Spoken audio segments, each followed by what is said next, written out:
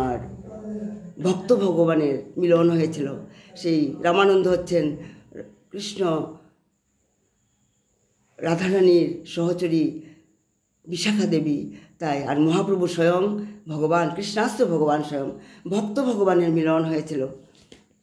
আর মহাপ্রভু রায় রামানন্দকে দেখে বলেছিলেন, রায় রামানন্দ, আমি তোমার সঙ্গে দেখা করতে এসেছি। সার্বভৌম ভট্টাচার্য আমাকে বলেছিল তোমার কথা। তুমি হচ্ছ রসজ্ঞ ভক্ত, মানে ভক্ত অনেকেই হতে পারে, কিন্তু রসিক ভক্ত হওয়া মানে সবাই হতে পারে না। তুমি ভক্ত এবং রসজ্ঞ। তুমি আমাকে কৃষ্ণ কথা শোনাও, তুমি আমাকে সাধ্যের কথা শোনাও, আমি সাধন সম্বন্ধে জানতে চাই না। রায় রামানন্দ বলেছিলেন যে স্বধর্ম আচরণ সেটাই হচ্ছে ধর্ম। তখন মহাপ্রভু বলেছিলেন, এও বাহ্য, আমি সাধন সম্বন্ধে জানতে চাইনি, আরও আগে কিছু বলো, গভীরের কথা বলো। তখন রায় রামানন্দ তখন বলেছিলেন যে স্বধর্ম ত্যাগ, মানে বলেছিলেন স্বধর্ম ত্যাগ। সেটাও কিন্তু বলেছিলেন, তুমি একবার বলছো স্বধর্মে আচরণ, আবার উল্টো কথা বলছো স্বধর্ম ত্যাগ, এটা কি করে হয়? আমার সেটা ভালো লাগলো না। এটা বাহ্য, কিছু গভীরের কথা আমি জানতে চাই, একেবারে আপন করে প্রভুকে কিভাবে পাবো সেটা আমি জানতে চাই। তাই বললেন, তখন রায় রামানন্দ তখন বলেছিলেন যে গান মিশ্র ভক্তি সার সাধ্য সার। ভক্তি শ্রেষ্ঠ প্রভু, তবে তার মধ্যে গান মিশ্রিত থাকবে। এখন এখানে জ্ঞান বলতে কি বোঝায়? সাধারণত জ্ঞান বলতে আমরা বুঝি যে পড়াশোনা করে যে আমরা জ্ঞান পাই, সেটাই জ্ঞান মানে। কিন্তু জ্ঞান শব্দের মূল অর্থ হচ্ছে যিনি পরমাত্মা আর জীবাত্মা, এই পরমাত্মা জীবাত্মার যে সম্বন্ধে, মানে পরমাত্মা জীবাত্মার সম্বন্ধে জ্ঞান, সেটাই হচ্ছে আসল জ্ঞান। মানে কি সেটাই মানে সেটার মূল অর্থ হচ্ছে পরমাত্মা, আমি একটা জীবাত্মা, ওই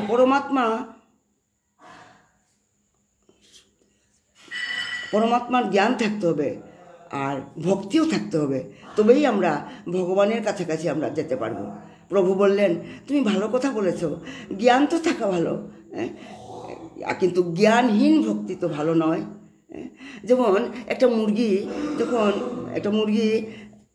যখন কারণ মুরগিরা তো যেখানে যা পায় তাই খেয়ে থাকে।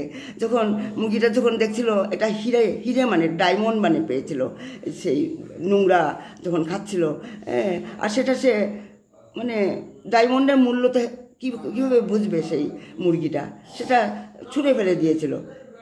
কিন্তু একটা জহুরি যখন সেই ডায়মন্ডটা পেয়েছিল, সে খুশি হয়েছিল, কারণ জহুরিই মুক্তাকে ডায়মন্ডকে চিনতে পারে।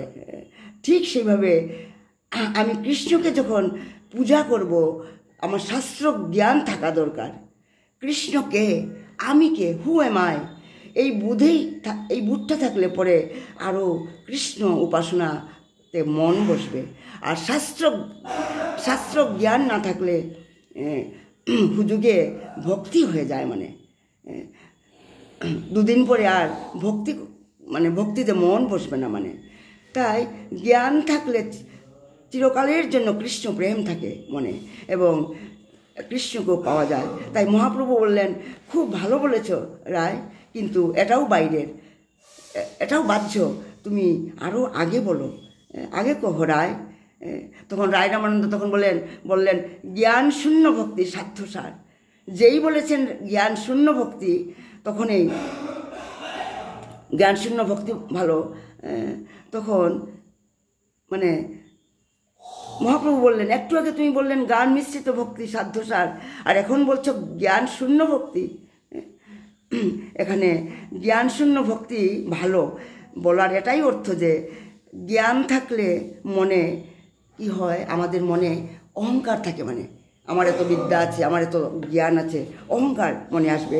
আর জ্ঞান শূন্য হলে মনে অহংকার থাকবে না, মানে তখন অহংকার শূন্য হয়ে যায়, মানে জ্ঞান থাকবে, জ্ঞানের প্রকাশ থাকবে না, সেই ভক্তিটা আরও বেশি ভালো। মানে যখন চোখে মুখে যখন জ্ঞানের প্রকাশ মানে তখন থাকবে না, সেই ভক্তিটা আরও বেশি ভালো। তাই জ্ঞানের অহংকার যখন প্রকাশ পায়, তাহলে কিন্তু ভক্তি স্থায়ী হবে না। মানে যেভাবে শ্রীজীব গোস্বামী যখন শ্রী বল্লভাচার্যের ভুল ধরিয়ে দিয়েছিল, এই রাধাকুণ্ডে যখন সনাতন গোস্বামী, রূপ গোস্বামী তারা রাধা মহাপ্রভুর নির্দেশে বসবাস করত, ভজন সাধন করত, সেখানে বল্লভাচার্য এসেছিল তর্ক করতে, একটা ভুল ধরিয়ে দিয়েছিল শ্রীজীব গোস্বামী। কারণ এই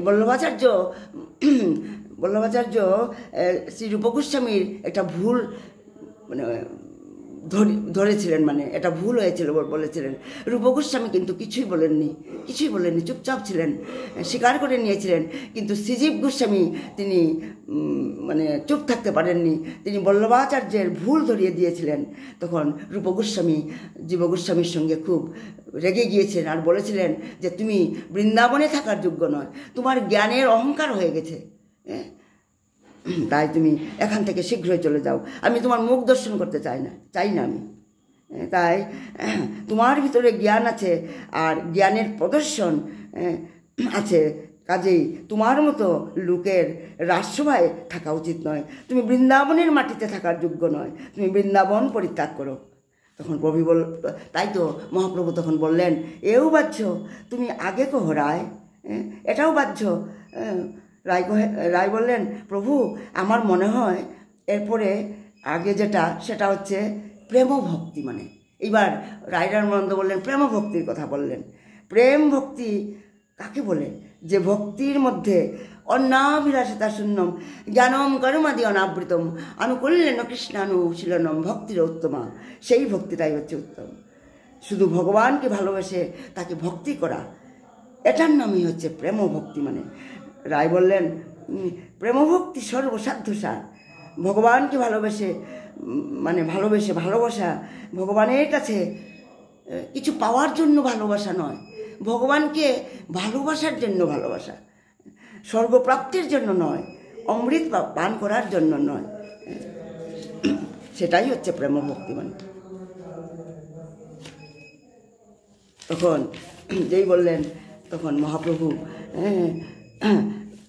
মানে বললেন, এখন কিন্তু আর বাহ্য বললেন না, কারণ ঐশ্বরিক পাওয়ার জন্য এই ভক্তি নয়, অষ্টসিদ্ধি লাভ করার জন্য নয়, ভগবানকে শুধু ভক্তি করা, ভালোবেসে ভক্তি করা, মানে একে বলা হয় প্রেমভক্তি। এই প্রেমভক্তির কথা বলতে গিয়ে রামানন্দ রায় স্বরচিত সংস্কৃত কবিতা মহাপ্রভুকে শুনিয়েছিলেন। আর মহাপ্রভু খুব আনন্দিত হয়ে মহাপ্রভু রায় রামানন্দকে বলেছিলেন, কৃষ্ণ ভক্তি রস ভাবিতামতিহি, কৃষ্ণ ভক্তি রসে রসায়িত, ক্রিয়তাং যদি কুতভি লভ্যতে, যদি কোথাও সেই কৃষ্ণ ভক্তি পাওয়া যায়, যে কোনো জায়গায় সেই কৃষ্ণ ভক্তি যদি পাওয়া যায় তা শীঘ্রই কিনে ফেলা উচিত। মানে তবে হে প্রভু, কৃষ্ণ ভক্তি রসে রসায়িত মন্ত্র পাওয়া তো সহজ নয়, যেখানে সেখানে সে তো সেই ভক্তি পাওয়া যায় না। কোটি জন্মে চ ন লভ্যতে, কোটি জন্মের স্বীকৃতি থাকলেও সেটা লাভ হয় না, এটা মাত্র হরিগুরু বৈষ্ণবের কৃপায় লাভ হয়, সেই মানে রসে রসায়িত মন। তাই মহাপ্রভু সেটাকে, মনে যদি প্রেম না থাকে তবে তার কৃষ্ণ ভালো লাগবে না। তাই পেটে যদি খিদে না থাকে আর কণ্ঠে যদি পিপাসা না থাকে, তার জলও তখন ভালো লাগবে না। তাই মনে যদি প্রেম না থাকে তবে তার কৃষ্ণ কথাও তার ভালো লাগবে না শুনে। মানে তাই মহাপ্রভু বললেন, আগে আরও বলো। তখন রায় রামানন্দ বললেন, সখ্য প্রেম সর্বসাধ্যসার, ভগবানের সহিত যদি বন্ধুত্ব করা যায় তবে শুধু সেটা সেবা নয়, কখনো কখনো তার কাছে ভগবানের কাছ থেকে সেবাও নেওয়া যায়। মহাপ্রভু বললেন, আচ্ছা রায় রামানন্দ, একটা জিনিস আমার কাছে মানে পরিষ্কার হচ্ছে না। তার আগে মহাপ্রভু বলেছিলেন যে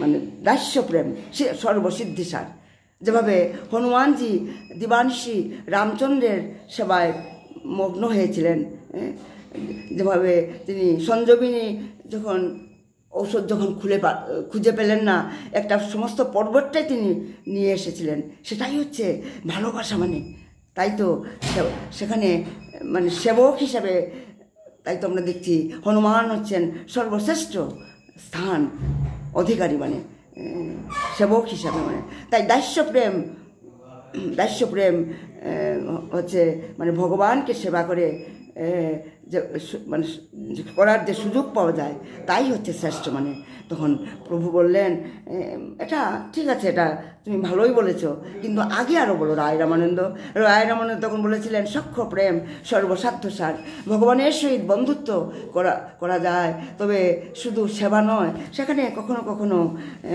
ভগবানের কাছ থেকেও সেবা নেওয়া যায়।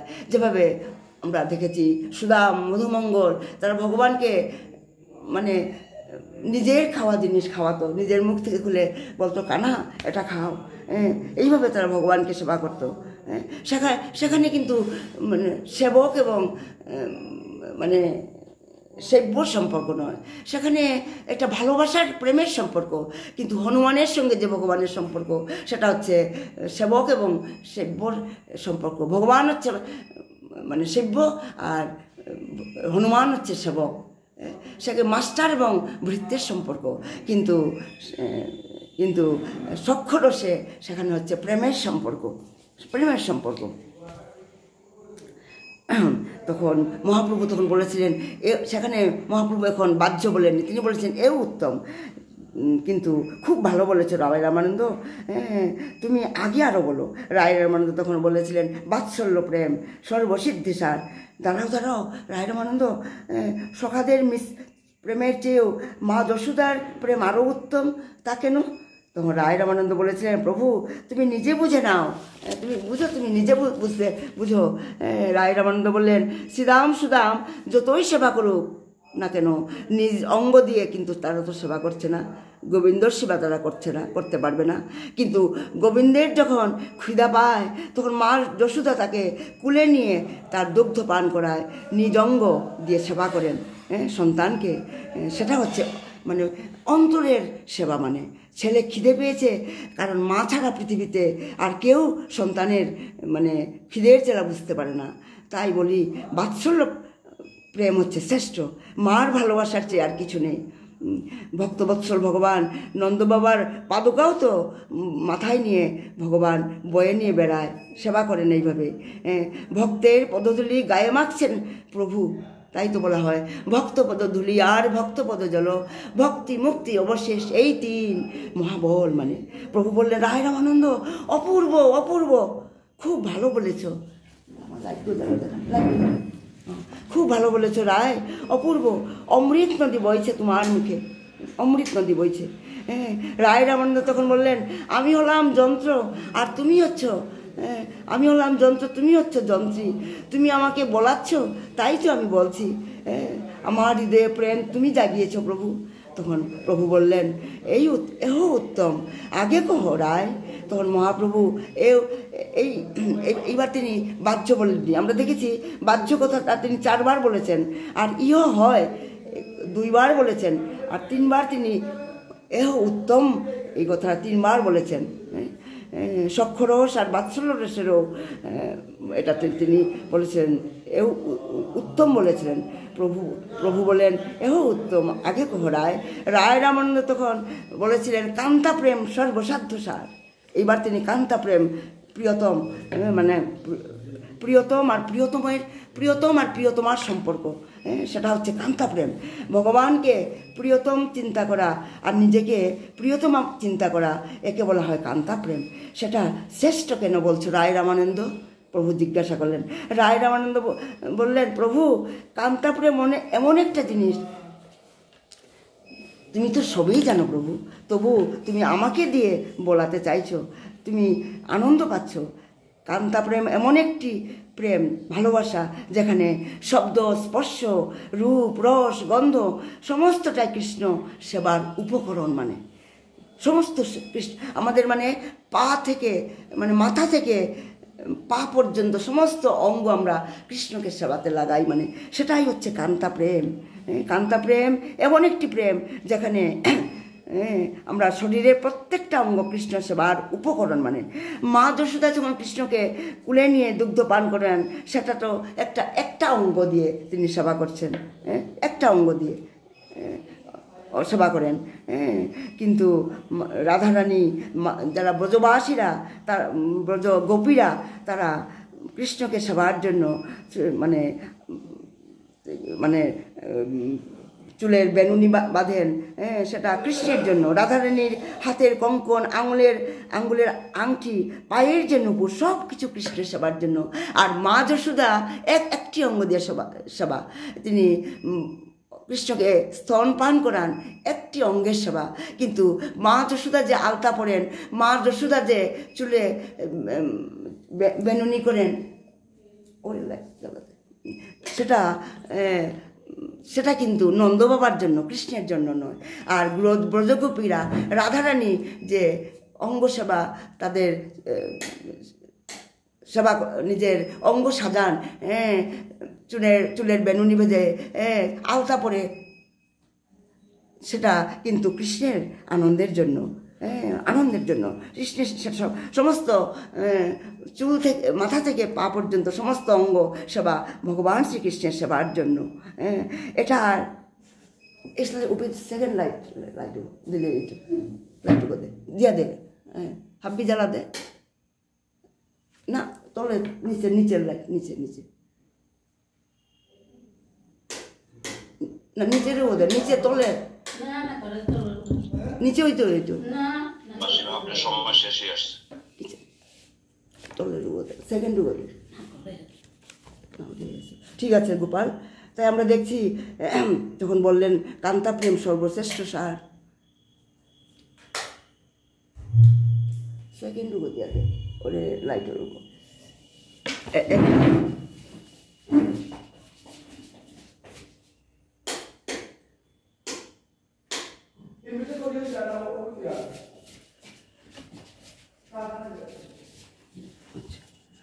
তাই আমরা দেখছি যে লাইট চলে গেছে, মানে আমি দেখতে পাচ্ছি না।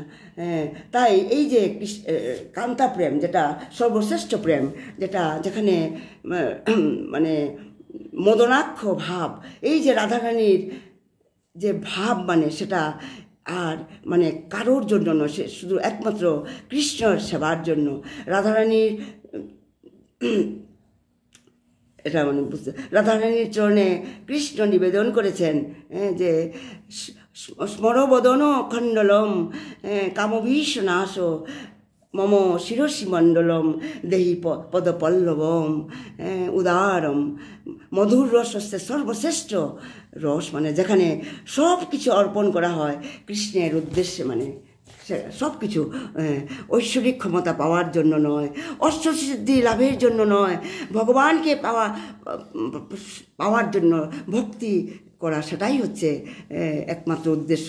সেই মদনাক্ষ ভাব, সেই বিপ্রলম্ব ভাব, সেটাই হচ্ছে কান্তা প্রেমের, একে বলা হয় প্রেম ভক্তি।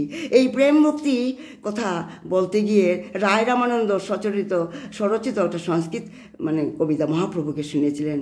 আর আনন্দিতে মহাপ্রভু রায় রামানন্দ বলেছিলেন, কৃষ্ণ ভক্তি রসে ভাবিতা সখী, মানে এইভাবে আমরা দেখছি রায় রামানন্দ মহাপ্রভুকে এইভাবে তিনি বর্ণনা করেছিলেন, সাধ্যের কথা বলেছিলেন, কারণ মহাপ্রভু সাধনের কথা শুনতে চায়নি। কারণ রাধারানী বলেছেন, আমার নয়নভূষণ শ্যামদর্শন, আমার বদনভূষণ নামের কৃষ্ণের ভূষণ শ্রী পদসেবন, শ্রবণ ভূষণ নামে হৃদয়ভূষণ শ্যাম, মানে কি বলা হয় প্রেমময়, মানে তাই প্রভু বললেন যে প্রভুকে কোন বিদ্যাসার, রায় কহে কৃষ্ণ ভক্তি সর্ববিদ্যাসার। মহাপ্রভু তখন তন্ময়, মানে তিনি এই কথা শোনার সঙ্গে সঙ্গে তত্ত্বময় হয়ে গেলেন, তিনি ধরা পড়ে গেলেন রায় রামানন্দের কাছে, তিনি যে স্বয়ং ভগবান সেটা ধরা পড়ে গেলেন। তার রায় রামানন্দ দেখতে পেলেন সে মহাপ্রভু আস্তে আস্তে সেই মানে ললিত ত্রিভঙ্গ মুরারি সেই যশোদানন্দন, তিনি হাতে বংশী, মুরলীধর, মাথায় সেই ময়ূরের চূড়া, একই দেখছি আমি। প্রভু আমি কি দেখছি? তুমি সেই ব্রজেন্দ্রনন্দন কৃষ্ণ শ্যামসুন্দর। না না না রায়, তুমি আমাকে ভালোবাসো, তাই তো তুমি আমাকে এইভাবে দেখছো রায়। বলছে না, আমি তোমাকে চিনতে পেরে গেছি, আমি ধরা পড়ে গেছি রায়, আমি ধরা পড়ে গেছি তোমার কাছে, তুমি কাউকে বলবে না রায়। এইভাবে সেই রায় রামানন্দ আর মহাপ্রভুর মিলন হয়েছিল সেই বিদ্যানগরে। আমি আজ এখানেই আমি বিরাম দিচ্ছি, আমার সময় শেষ হয়ে গেছে। নিতাই গৌর সীতানাথ প্রেমানন্দে হরি হরি বল, হরি হরি বল, হরি হরি বল।